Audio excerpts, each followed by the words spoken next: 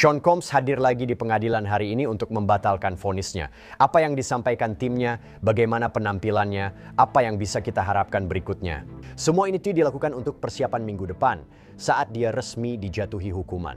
Apakah itu masih akan terjadi dan hukuman apa yang akan diberikan? Apakah dia bisa masuk penjara selama beberapa tahun ke depan? Selamat datang di Sidebar, dipersembahkan oleh Law and Crime. Saya Jesse Weber. Sidang besar kasus Sean Diddy Combs baru saja selesai dan dia kini berusaha membatalkan vonisnya. Ini dilakukan sebelum minggu depan saat mantan mogul rap yang kini narapidana akan dijatuhi hukuman atas 2 dakwaan terkait transportasi untuk prostitusi. Ini terjadi setelah persidangan sensasionalnya. Beberapa bulan lalu, persidangan dengan juri rekan-rekannya mungkin menyatakan dia bersalah atas dakwaan itu, tetapi tidak bersalah atas perdagangan seks dan konspirasi pemerasan. Omong-omong, hukuman penjara di sini sangat berat. Atas setiap dakwaan yang terbukti bersalah, dia bisa dihukum hingga 10 tahun penjara. Sebagian besar analis hukum menilai hukuman seperti itu sangat kecil kemungkinannya. Saya akan memberitahu Anda, jaksa federal sebelumnya menyarankan hukuman penjara 4-5 tahun, tapi mungkin akan meminta lebih. Tim pembela Combs telah meminta sekitar 14 bulan dan setelah sudah ditahan di pusat penahanan metropolitan sejak September 2024, dia selalu ditolak untuk mendapatkan jaminan. Jika hakim setuju dengan rekomendasi dari pihak pembela, maka Combs pada dasarnya akan langsung dibebaskan. Dan omong-omong, sebentar saja. Kita akan membahas apa yang terjadi hari ini, tapi saya ingin menyoroti sesuatu tentang vonisnya sebelum kita membahas apa yang terjadi hari ini. Jadi pengacaranya mengajukan 182 halaman yang memaparkan argumen mereka untuk hukuman yang lebih ringan. Mereka membahas sejarah dan masa kecil Combs dengan menceritakan bagaimana ayahnya ditembak hingga tewas dan bahwa hal ini sangat berdampak besar pada kehidupan Sean Combs. Bagaimana dia memiliki dedikasi terhadap keluarga dan karirnya, membangun keluarga untuk rekan kerja dan teman-temannya melalui bisnisnya, serta bagaimana dia menjadi inspirasi bagi orang lain. Jika Anda perlu mempertimbangkan faktor seperti penggunaan narkoba, kecanduan, dan kondisi medis tertentu yang dicantumkan dalam dokumen ini. Namun semua itu mungkin berperan dalam kemarahannya. Dan kita tahu pihak pembela memang berusaha menjelaskan banyak momen kemarahan tersebut, bukan? Pemukulan Cassie Ventura yang terkenal terjadi pada 2016 dan videonya tersebar. Pihak pembela membahas apa yang dia dihukum, bagaimana hal itu tidak layak mendapat hukuman penjara yang berat. Bahwa Cassie Ventura dan Jane, korban utama dan penuduh dalam kasus ini, adalah bagian dari hubungan seksual yang dilakukan secara suka sama suka dengan Sean Combs. Itu argumennya, maksud saya. Ingat, dia tidak dihukum atas perdagangan seks meski ada bukti freak-offs dan malam king yang liar. Pembela menegaskan tidak ada paksaan, penipuan, atau tekanan. Para pendamping pria yang dituduh dalam kasus transportasi untuk prostitusi, menurut argumen mereka, secara sukarela menyetujui kejadian tersebut. Kutipan, ini satu-satunya kasus yang kami temukan di mana pemerintah mengklaim pria dewasa profesional yang setuju secara sukarela jadi korban Mann Act. Mann Act adalah transportasi untuk prostitusi. Mereka menekankan dan omong-omong hal ini muncul lagi hari ini, bahwa Combs tidak mendapatkan uang apapun sebagai bagian dari prostitusi ini. Mereka menegaskan pedoman menyatakan hukuman seharusnya 6-12 bulan. Bagaimana pengadilan tidak dapat menggunakan bukti apapun dari bagian pemerasan atau perdagangan seks dalam kasus ini saat menjatuhkan hukuman kepadanya untuk prostitusi karena itu akan bertentangan dengan konstitusi. Mereka melawan penambahan hukuman yang jaksa tuntut agar hukumannya lebih berat. Mereka tidak bisa berargumen tentang penipuan, pemaksaan, bahwa Combs bukanlah seorang pemimpin atau pengatur. Mereka kembali berkata, lihatlah dia sudah dibebaskan dari tuduhan. Itu akan menunjukkan bahwa, dan mereka berargumen, lihat, dia sudah cukup merasakan hukuman dengan duduk di Metropolitan Detention Center yang terkenal buruk selama lebih dari setahun. Mereka menuntut hukuman 14 bulan dan mengantisipasi vonis. Banyak orang mengirim surat dukungan untuk Sean Combs ke pengadilan. Ada surat dari ibunya, Janice Combs, yang menulis sebagian, saya menulis surat ini untuk memohon kepada Yang Mulia agar berbelas kasih kepada putra saya. Sean selalu menjadi anak yang penuh kasih dan perhatian. Pada 21 Desember saya genap 85 tahun, saya ingin menghabiskan sisa hidup bersama putra saya, Sean. Sayangnya, putra saya telah membuat beberapa kesalahan besar dalam hidupnya yang saya tahu dia sadari. Saudari angkatnya, Keisha Combs menulis, "Saya berdoa agar momen ini bukanlah akhir dari kisah Sian, tetapi menjadi titik balik menuju kehidupan yang lebih bermakna dan terhormat. Kamu bahkan punya surat dari sesama narapidana, salah satunya dari Raymond Castillo, yang menulis bahwa Tuan Combs telah menyelamatkannya. Bukan hanya berusaha memperbaiki dirinya sendiri, tetapi juga memperbaiki setiap orang yang dia temui secara keseluruhan dan meninggalkan dampak positif dalam kehidupan setiap orang. Meski di balik jeruji dan sumber daya terbatas, saya melihat pria ini melakukan hal luar biasa di tempat penuh pemisahan. Saya melihat Tuan Combs menyatukan semua ras dan etnis tanpa memandang latar belakang. Ada juga narapidana lain yang menulis karena Tuan Combs. Semua orang di unit saling memperlakukan dan bersikap positif satu sama lain, dan bagi banyak orang itu adalah langkah maju untuk menjadi pribadi yang lebih baik ketika mereka keluar dari penjara. Jadi Ki, dengan semua itu, apakah vonis itu benar-benar akan terjadi atau hukuman terhadapnya akan dibatalkan? Kita perlu membahas sidang hari ini saat Combs berupaya membatalkan hukuman. Dan untuk itu, izinkan saya kembali menghadirkan reporter Law and Crime Networks, Elizabeth Milner. Elizabeth, senang sekali bisa bertemu denganmu. Kita punya kesempatan untuk membahas ini lagi. Terima kasih banyak. Saat masuk, suasananya kacau dan banyak orang berdesakan. Kamu sudah di sana dari jam 6 pagi. Aku sudah di sana sejak jam 6.30 pagi. Saat tiba sudah ada antrean, kebanyakan pers. Lalu kami menulis nama di daftar dan kembali lagi nanti.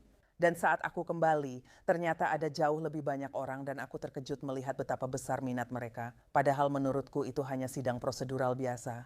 Tapi begitu banyak orang, menurutku, ingin mendapatkan salah satu kesempatan terakhir mereka untuk melihat Sean Combs sebelum dia akhirnya mengetahui nasibnya. Ya, lalu bagaimana penampilannya? Karena kita punya sketsa ruang sidang, menurutku dia terlihat lebih kurus. Ya, aku juga berpikir begitu. Sekarang aku tidak ingin ada yang salah paham dengan apa yang aku katakan, seperti yang terjadi tahun lalu saat aku bilang dia sangat kurus. Bukan begitu maksudnya, tapi aku memang merasa dia tampak lebih kurus dibanding saat persidangan. Namun, dia juga memakai baju tahanan Metropolitan Detention Center yang kebesaran, dan aku cukup terkejut melihatnya. Dia datang mengenakan setelan kaki coklat muda dan tersenyum lebar, berbeda dari perintah hakim yang meminta sweater dan celana panjang. Aku terkejut mengingat sudah begitu lama sejak terakhir kali dia melihat kami semua, tapi menurutku senyuman itu lebih ditujukan untuk keluarganya. Keluarganya ada di sana? Keluarganya ada di sana, dan seluruh keluarga juga, jadi itu termasuk Keisha Combs, Lawanda Lane, yang selama ini merawat si kembar perempuan, sementara Sean Combs sedang di penjara. Sarah Chapman, ibu Chance Combs, hadir bersama Chance Combs, si kembar, dan Janice Combs, ibu Sean Combs. Charlotte juga selalu hadir setiap hari selama persidangan. Memanggilnya ke samping. Saya sudah memanggil dan mewawancarainya. Dia memang ada di sana. Begitu juga Quincy Brown, Justin Combs, Christian Combs, dan pacar Christian Combs. Sudah cukup ramai, itu baru keluarga. Masih ada beberapa orang terdekat yang hadir memberi dukungan. Boleh saya tanya sesuatu? Pernahkah kamu keluar dari sebuah rapat dan berpikir, tunggu dulu, sebenarnya apa yang kita putuskan setelah semua itu? Atau mungkin kamu mengikuti diskusi yang sangat bagus, tapi kemudian kamu agak lupa dengan poin-poin tindak lanjutnya? Saya pernah mengalaminya dan tidak malu mengakuinya. Karena itu, saya ingin memperkenalkan Plaud AI dan produk barunya, Note Pro. Alat ini adalah asisten rapat AI untuk pemimpin, seukuran kartu kredit, tipis, portabel, dan bisa menempel di ponselmu. Saya suka itu. Saya bisa membawa punyaku untuk sesi curah pendapat saat kami merencanakan episode sidebar atau wawancara. Alat ini dapat menangkap suara hingga 16 kaki, menyaring suara latar, dan merekam non-stop 50 jam. Inilah yang benar-benar mengubah permainan. Alat ini merekam audio, gambar, catatan, dan sorotan, lalu aplikasinya merangkumnya secara terstruktur. Dengan daftar tugas jelas yang bisa dibagikan ke tim dan Ask Plaud, rasanya seperti punya otak kedua. Alat ini dapat membuat draft email, menarik laporan, dan membantu brainstorming sesuai konteks rapat. NoPro juga memberimu ketenangan pikiran. Layar menampilkan status rekaman. Alat ini mendukung Apple Find My, transfer file cepat, dan standar privasi tinggi. Jadi saya tahu dan saya merasa aman menggunakannya bahkan untuk topik yang paling sensitif sekalipun. Dan lihat, kalau kamu seperti saya dan ingin memaksimalkan waktumu, sekarang saatnya mencoba Plaud Note Pro. Sekarang kamu bisa dapat diskon 10 untuk fitur lain Plaud, Note, dan Notepin dengan kode Jesse. Klik tautan di bawah atau pindai QR di layar. Oke, jadi kita harus membahas apa argumen utama hari ini. Argumen utamanya berpusat pada permohonan untuk putusan pembebasan. Pada dasarnya ini adalah saat seorang pengacara pembela mengatakan, lihat, tidak ada cukup bukti untuk menghukum orang ini. Ini berkaitan dengan dua vonis yang dia terima. Benar, terkait dakwaan transportasi untuk prostitusi. Maksud saya, ini pada dasarnya sudah jelas. Ini adalah membawa orang melintasi batas negara, bagian untuk tujuan, dan juga secara internasional untuk tujuan pekerjaan seks. Ya, tidak harus ada unsur paksaan, penipuan, atau pemaksaan. Itu benar-benar hanya soal mengangkut pria. KASI Jane. Itu saja. Oke. Masalah utama adalah soal waktu pengajuan mosi, kan? Apa yang akan terjadi di sana? Ya, jadi awalnya pemerintah semacam mengajukan argumen di sini, dan itu pertama kali dimulai dengan Meredith Foster. Karena saya rasa banyak orang harus mengingatnya. Jaksa utama dalam kasus ini, Maureen Comey, sudah tidak ada lagi karena dia telah diberhentikan dari pekerjaannya, yang menurut laporan tidak ada hubungannya dengan kasus ini atau hal semacam itu. Itu cerita lain untuk lain waktu. Meredith Foster yang menyampaikan argumen ini untuk pemerintah, dan awalnya mereka membahas soal menantang instruksi juri. Mereka mengutip beberapa kasus, termasuk Amerika Serikat melawan Kelly tahun 2025. Terdakwa berargumen dalam banding bahwa Mann Act dan konspirasi RICO terlalu samar secara konstitusional, namun pemerintah berpendapat hal ini seharusnya diajukan sebelum sidang. Mereka menyebut kasus tahun 2003 dan 1973 terkait kekhawatiran lebih luas. Tapi pemerintah mengatakan mereka merasa bahwa pihak pembela seperti mencoba kesempatan kedua, mereka mendorong atau pemerintah mengatakan bahwa pembela mendorong terdakwa untuk mengajukan klaim-klaim ini setelahnya. Pihak pembela disebutkan tidak mengangkat isu ini hingga setelah persidangan, padahal seharusnya sudah dibahas saat atau selama fase dakwaan. Alexandra Shapiro menyampaikan pembelaan bahwa hukum dan aturan 12 sangat ketat, serta tidak memungkinkan argumen ini diajukan lebih awal. Karena hal ini sebenarnya merupakan akibat dari pembebasan. Karena dia dinyatakan tidak bersalah atas konspirasi RICO dan perdagangan seks, korban 1 dan Jane. Korban hanya Cassie Ventura. Pihak pembela menyatakan mereka tidak bisa mengajukan argumen lebih awal, jadi sekarang adalah waktu yang dianggap paling tepat. Kamu kesampingkan dulu soal waktunya. Hakim berkata, oke, kesampingkan dulu soal waktu. Sekarang saya masuk ke substansi. Apakah memang ada alasan yang kuat dan nyata untuk membatalkan vonis-vonis ini? Salah satu argumennya, dan harus saya katakan banyak yang sebenarnya konsisten dengan argumen pembela di berkas sebelumnya. Salah satunya adalah, dan jika saya memahami dengan benar, Sean Combs tidak mendapatkan uang dari prostitusi ini atau dia sendiri tidak membayarnya. Benar begitu? Ada aspek komersial dan argumen. Apa pendapat mereka? Ya, seperti itu. Awalnya mereka akan menanyakan semacam 4 pertanyaan dan kedua belah pihak harus menjawab pertanyaan-pertanyaan ini. Jadi hal ini muncul saat pertanyaan kedua. Tentang apakah penuntutan berdasarkan Mann Act memiliki motif keuangan dan apakah terdakwa termasuk dalam tanggung jawab kedua. Saya tidak tahu soal itu karena saya bukan pengacara, tapi menarik mendengar argumennya. Pihak pembela pun memulai. Yang juga merupakan Alexandra Shapiro, dia mengatakan bahwa undang-undang tersebut seharusnya ditafsirkan secara sempit hanya untuk mucikari dan prostitusi. Dia menyebut Tuan Combs sebagai konsumen terduga dan kasus ini hanya terkait komunikasi elektronik. Sepertinya memang begitu. Seluruh argumen dari pihak pembela adalah bahwa dia hanya secara finansial memberikan uang, tapi bukan berarti dia yang benar-benar menghasilkan uang itu. Jadi hakim berkata, nah kenapa Combs tidak bisa dianggap bertanggung jawab secara sengaja di bawah teori menyebabkan secara sengaja itu? Pihak pembela berkata, tidak, karena ini soal aspek transportasi dan mens reanya. Bahwa orang-orang akan terlibat dengan niat, ya benar sekali, dan niat bahwa orang-orang akan terlibat dalam prostitusi. Kamu tidak bisa mengatakan bahwa dia dengan sengaja melakukan itu karena pada dasarnya dia hanya menonton 2 orang berhubungan seks saja. Jadi pihak pembela membicarakan tentang aspek uang dan bagaimana sebelumnya mereka berargumen bahwa kamu tahu uang itu untuk waktu. Itu bukan untuk tujuan seksual seperti kasus pelacuran pada umumnya. Mereka hanya mencoba membandingkan. Jadi pihak pembela mengatakan bahwa seolah-olah hal itu menyiratkan bahwa vonis Sean Combs didasarkan pada transaksi uang. Karena jika kamu ingat dari bagan ringkasan penerbangan itu, sangat mudah bagi juri untuk menarik kesimpulan tentang berapa banyak uang yang dibayarkan. Inilah yang terjadi, inilah saat penerbangan itu terjadi dan juri pun memutuskan. Pada dasarnya ketika malam-malam di hotel ini terjadi, itu memang untuk proses membawa orang melintasi batas negara bagian dengan tujuan prostitusi. Pemerintah menegaskan vonis harus dijalankan, sementara pembela menantang ketidakjelasan dan definisi spesifik prostitusi. Pemerintah menyatakan masalahnya bukan apakah terdakwa terlibat prostitusi atau tindakan seksual. Masalahnya adalah apakah terdakwa membawa seseorang melintasi batas negara bagian atau batas internasional untuk tujuan seks. Pemerintah beralasan memfasilitasi transportasi itu dengan tujuan tertentu. Dan meskipun Cassie dan Jen, dan disitulah tanggung jawab pertama, tanggung jawab sekunder, muncul di mana Cassie dan Jen berada. Mereka yang menurut pemerintah adalah orang-orang yang menghubungi para penghibur atau pendamping ini. Tapi justru Didi atau Sean Combs yang punya tanggung jawab kedua karena dia menonton, tapi dia juga menyediakan uang. seperti dia membantu di media. Ya, benar sekali. Dan jadi mereka berargumen karena ini bukan seperti kasus tradisional di mana seseorang punya organisasi yang mengirimkan pekerja seks ke berbagai orang dan jaringan yang luas. Ya, tapi itu sebenarnya bukan syarat utama dari undang-undang ini. Pertanyaannya adalah apakah kamu memindahkan orang melintasi batas untuk tujuan pekerjaan seks? Saya mengerti itu dan argumennya. Oh, Saya tadi mau bilang, dan pihak pembela? semacam kamu tahu membawanya kembali ke kemudian, di mana mereka mengatakan bahwa pemerintah belum mengangkat masalah tanggung jawab sekunder kepada juri, dan itu sangat berarti. Alexandra Shapiro berargumen bahwa mereka tidak membantah uang itu dari Sean Combs, yang menurutku menarik dari argumen mereka. Mengapa kamu lupa selama persidangan banyak bukti bahwa uang itu memang dari dia? Atau dia sedang ditelepon, atau ada catatan suara atau pesan benar dia yang mengarahkan semuanya. Tepat. Tepat sekali, dan jadi sebagai semacam upaya terakhir untuk menyelamatkan argumen ini, pihak pembela mengatakan bahwa Man X sebenarnya secara historis adalah sebuah aib bagi Amerika Serikat.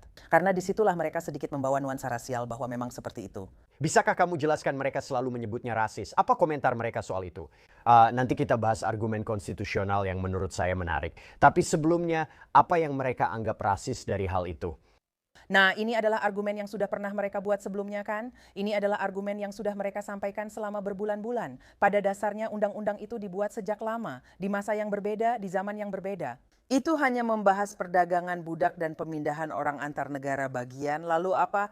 Pihak pembela juga mengatakan hal itu. Secara umum, tujuan undang-undang ini di tahun 2020 atau dari perspektif 2025 berbeda dari maksud awal pembuatannya.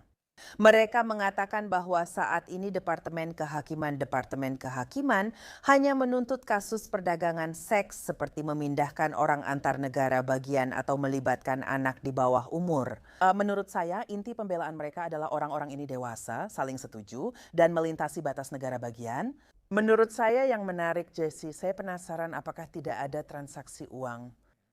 Jika jaksa tak temukan bukti transaksi uang, apakah kita tetap akan duduk di sini? Kata komersial hanya berarti sesuatu yang bernilai. Jadi jika para pendamping menerima sesuatu yang bernilai untuk melakukan pekerjaan ini, atau argumennya adalah Jane atau Cassie menerima sesuatu yang bernilai sebagai imbalan, misalnya hadiah mewah. Ya, saya pikir mereka bisa membuat argumen itu, tapi memang ada juga aliran uang. Ya, itu juga ada. Maksud saya mereka sudah menyampaikan argumen itu di dokumen sebelumnya, menyebut dia pria kulit hitam terkenal yang sedang dituntut karena hal ini. Ini bukan ikut-ikutan seperti kasus jaringan perdagangan seks besar lain. Dia dihukum hanya karena hal itu. Hal ini menimbulkan pertanyaan, jika hanya ada tuduhan itu, bukan pemerasan atau perdagangan seks, apakah mereka akan membawa kasus ini? Dan itulah yang juga ditunjukkan oleh pihak pembela hari ini. Kita harus membahas ini, argumen amandemen pertama sekarang. Saya sudah membicarakan ini di sidebar sebelumnya, karena ini ada di salah satu berkas pembela. Ini adalah argumen yang baru, ini sangat menarik. Mereka pada dasarnya mengatakan bahwa dia dilindungi oleh amandemen pertama dan bahwa ini hanyalah voyeurisme. Jelaskan ini kepada kami. Itu muncul di pertanyaan keempat yang dijawab sebelum pertanyaan ketiga, jadi urutannya agak tidak sesuai. Namun pertanyaannya apakah catatan menunjukkan setiap kali pendamping melintasi batas negara bagian atau internasional? Apakah pertemuan-pertemuan ini malam di hotel atau pesta liar itu, apakah semuanya selalu direkam? Dan di bagian lain, bagian kedua dari pertanyaan itu adalah apakah itu benar-benar penting? Ya, jadi pada dasarnya pemerintah mengatakan bahwa tidak, itu sebenarnya tidak terlalu penting. Pendamping sering direkam dan bukti di sidang menunjukkan dia kerap merekam di hotel atau pesta malam. Mereka membahas bukti rekaman seks yang berkorelasi dengan catatan perjalanan, namun pemerintah menganggapnya tidak relevan untuk dibahas.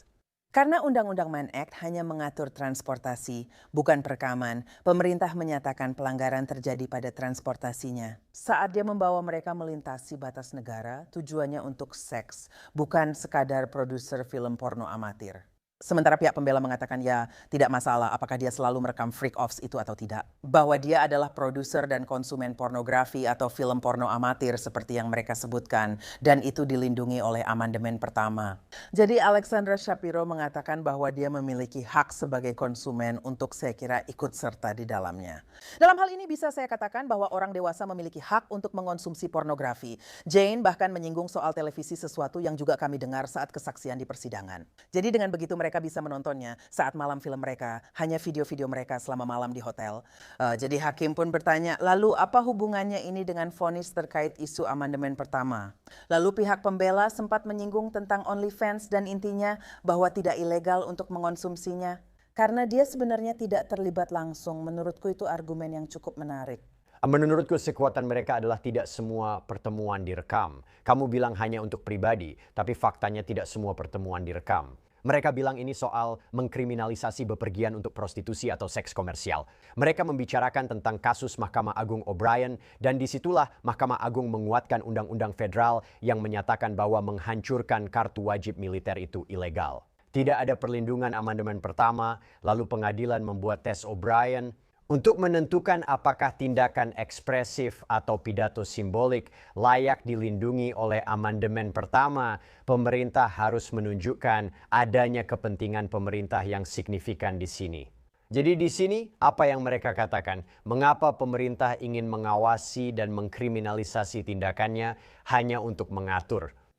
Jesse, seharusnya kamu ada di ruang sidang untuk menjelaskan singkat soal O'Brien karena aku benar-benar bingung tadi. O'Brien. Tulis O'Brien saja agar mudah aku temukan di catatan. Tanpa ponsel, komputer, atau Google, aku tak bisa mencarinya. Tapi pemerintah mengatakan bahwa mengatur prostitusi adalah kepentingan pemerintah. Mereka menekankan pentingnya mencegah kekerasan terhadap perempuan, penyalahgunaan narkoba, dan pelecehan seksual. Ya, dan mereka bilang, di semua 50 negara bagian ada undang-undang yang mengatur prostitusi di semua 50 negara bagian. Tergantung di negara bagian mana kamu berada, itu menentukan apakah ada jika ada masalah yang cukup besar. Jadi pemerintah berpendapat bahwa melarang transportasi dapat membantu mencapai tujuan untuk memberantas prostitusi. Saya tahu pihak pembela dan orang-orang hanya membesar-besarkan kasus ini, padahal ini urusan pribadi. Inilah yang terjadi saat pemerintah mencoba mengatur urusan kamar tidur orang dewasa.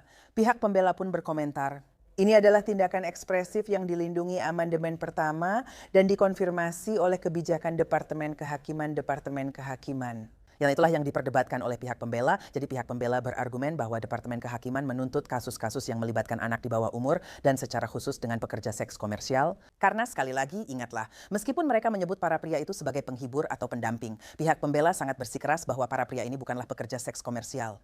Bahkan mereka yang memberikan kesaksian termasuk si penghukum atau Sherry Hayes dan Daniel Phillips. Mereka telah bersaksi bahwa mereka dibayar untuk waktu mereka, bahwa mereka tidak selalu pekerja seks komersial, tetapi mereka mengakui bahwa mereka memang melakukannya. Kamu tahu, melakukan acara-acara khusus dan semacamnya. Pihak pembela menyatakan mereka semua dewasa dan setuju. Kejadian berlangsung pribadi di hotel atau rumah orang lain tidak seperti yang dibayangkan. Mereka berada di panti pijat atau di sebuah ruangan semacam itu, kamu tahu maksudku. Jadi pihak pembela berargumen bahwa ini sebenarnya adalah urusan pribadi. Jadi pemerintah membalas dan mengatakan bahwa hal ini sudah dijelaskan dalam beberapa pengajuan sebelumnya yang diajukan oleh pihak pembela dan semuanya sudah ditolak. Menarik mendengar argumen tentang O'Brien dan belajar lebih banyak tentangnya hari ini.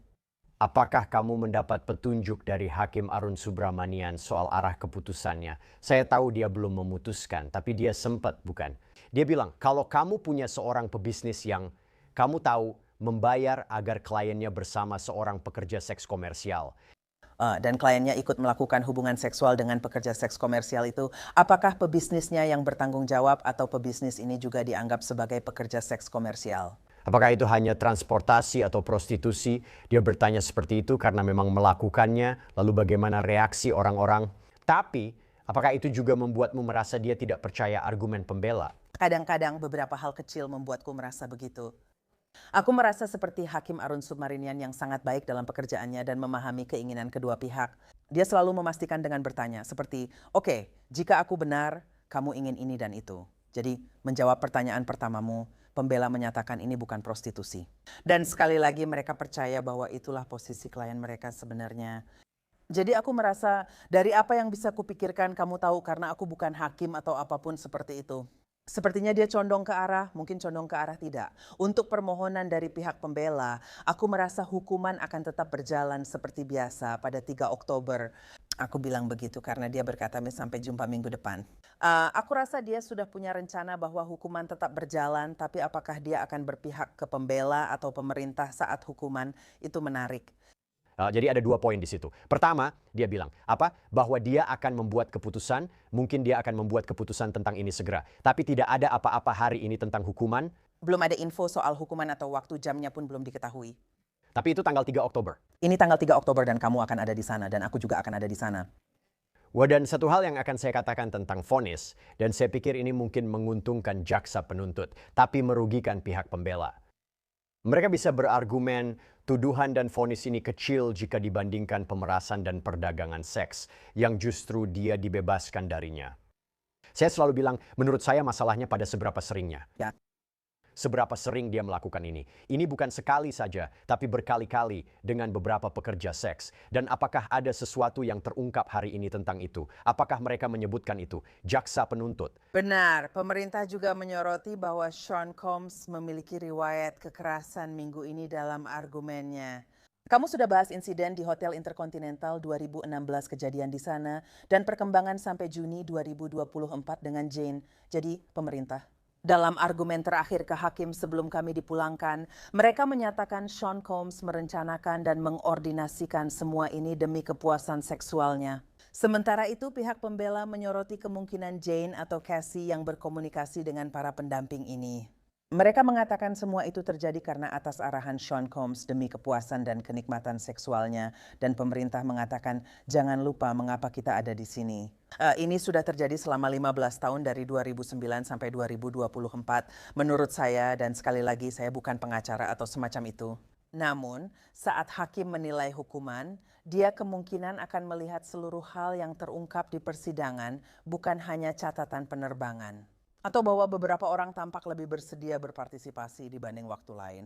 Jadi menarik untuk melihat. Kita akan lihat apakah kita benar atau salah. Ya, sampai minggu depan. Elizabeth Milner, senang bertemu denganmu lagi. Senang bertemu juga, terima kasih. Dan itu saja yang bisa kami sampaikan untuk Anda saat ini di Sidebar. Semua terima kasih banyak sudah bergabung bersama kami. Dan seperti biasa, silakan berlangganan di YouTube, Apple Podcasts, Spotify, dimanapun Anda mendapatkan podcast Anda. Ikuti saya di Instagram atau X, saya Jesse Weber. Sampai jumpa.